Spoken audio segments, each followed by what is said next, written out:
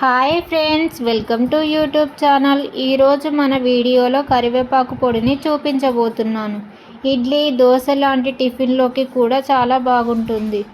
ముందుగా gas on చేసుకొని కడాయి పెట్టి కడాయి వేడెక్కాక అందులో 2 టేబుల్ స్పూన్ ఆయిల్ వేసుకోవాలి. ఆయిల్ వేడయ్యాక 1 స్పూన్ మినప్పప్పు, 1 స్పూన్ శనగపప్పు, 1 స్పూన్ ధనియాలు వేసుకొని ఒకసారి కలుపుకోవాలి. ఇందులోనే ఎండుమిర్చి నేను ఒక 10 వరకు వేసుకున్నాను. 2-3 మినిట్స్ ఫ్రై చేసుకోవాలి. 1/2 స్పూన్ జీలకర్ర వేసుకొని చిటికెడు పసుపు వేసుకొని ఒకసారి పూర్తిగా కలిసేలా కలుపుకోవాలి.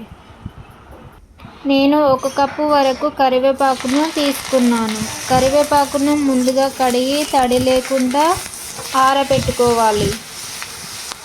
కలుపుతూ ఫ్రై చేసుకోవాలి.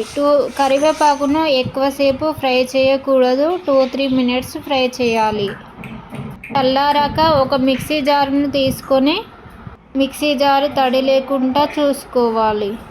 ఇప్పుడు ఇందులో వేసుకొని మీ రుచికి సరిపడినంత సాల్ట్, కొంచెం చింతపండు వేసుకొని మిక్సీ పట్టుకోవాలి.